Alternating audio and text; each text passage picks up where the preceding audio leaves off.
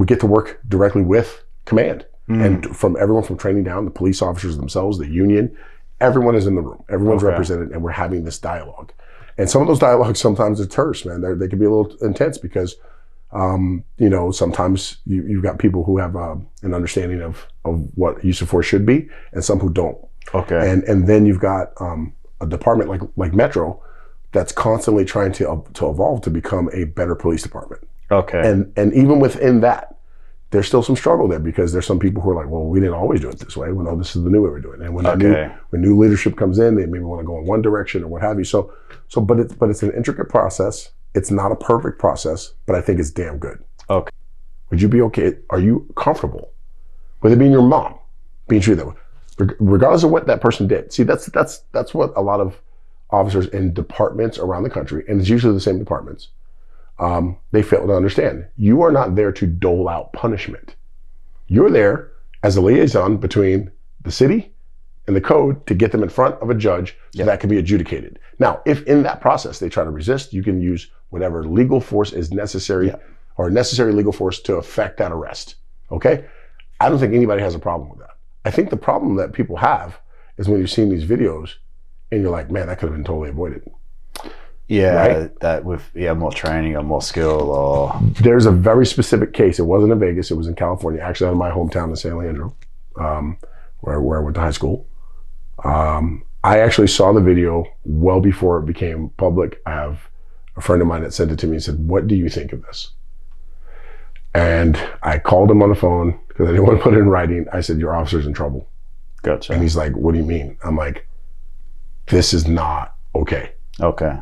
I said, if I were called as an expert witness, which I've been called as expert witness before in different cases, I would be able to pick this guy apart and destroy why he shouldn't have shot this guy. Completely avoidable, 100%. He ended up getting convicted. The officer ended up getting convicted. And he called me back. He's like, dude, you were right. He was like, when we sat down and broke down the video, he's like, all the points that you told me, I made them. And it's one of those things where it was inside of a Walmart and the guy had a bat and he had a bat in his hand and the officer had cover. In other words, there was another officer there with him. He got close to him, actually had his hand on his shoulder. And the guy you really couldn't tell, was he winding up or was he pulling away, but completely irrelevant. Yeah. The officer perceived a threat.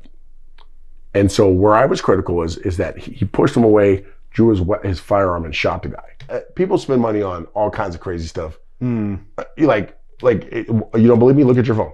You can shop. And I don't even remember the last time I don't even go to the bar, go to the mall anymore. I just order in my underwear. Boom, boom, done, right?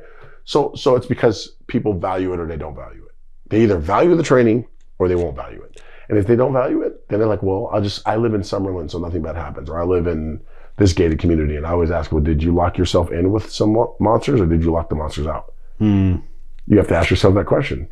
Well, I hope nothing happened. Hope isn't a plan, man. Hope isn't a plan. I hope nothing happens either, but if something does happen, you're prepped. 100% ready. Yeah. And I'm literally willing to fight to the bitter end for it. If I go that way, then I go. I came into this world butt-ass naked, covered in somebody else's blood and screaming, and I have no problem going out the same way. This is part of the problem. Like, people are like, I don't care. It's not my problem. I'm here and they're not here. Yes. Yeah. And so that permeates a lot of different aspects of our society. It also creates separations, doesn't it? It continues it. Yeah. And then here's the other part. We like to lie to each other, lie to ourselves and say, oh no, this is the melting pot and everybody. We're the most segregated society. We're more segregated now than we've ever been. Right? Like, in so many different ways. Oh my God. Like, and people don't get it. They have short memories.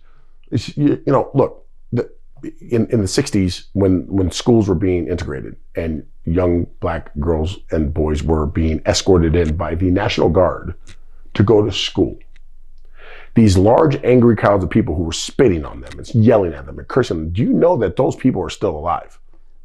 I think about that all the time. They're alive. I didn't grow up with this stuff. Yeah. You didn't have it there. I didn't have it here. Yeah. So when it came to America, it's been so eye-opening. You know, like our marijuana laws, right?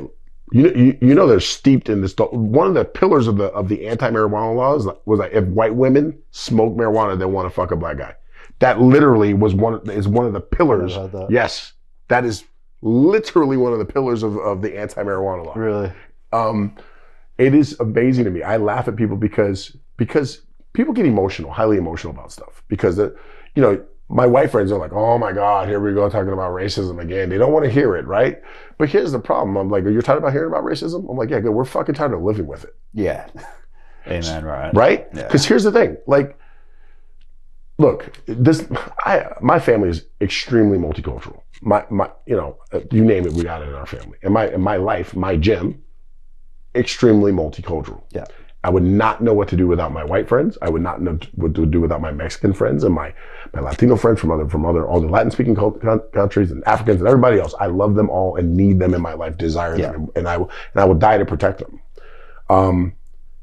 It's amazing to me though, when you could talk honestly with them. I have friends, very wealthy friends, older white guys who tell me in private, like, hey man, I want to support, I want to help, but I can't speak out against these things, right? And because they're worried. They're afraid they're going to lose their status. They're afraid. Yes, they'll get ostracized. They'll get ostracized from the other people who don't feel that way. And my thing is this: they're like there's this guy on TikTok. His name is Jason Whitlock, and he's a sports a reporter. Yeah, he's a journalist, very talented, extremely intelligent, but he's in my opinion.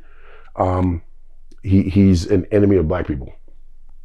He sucks up to white people. He tells them what they want to hear because it lines his pockets. Yes. And I find that reprehensible. Yeah. Not because he disagrees with quote unquote the liberals, right?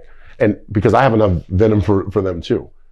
But the denial of what clearly has happened and continues to happen is infuriating to me.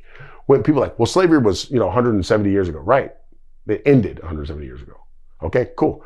I always tell people, all right, fine, we won't talk about slavery anymore, but can we keep the 100 years of Jim Crow?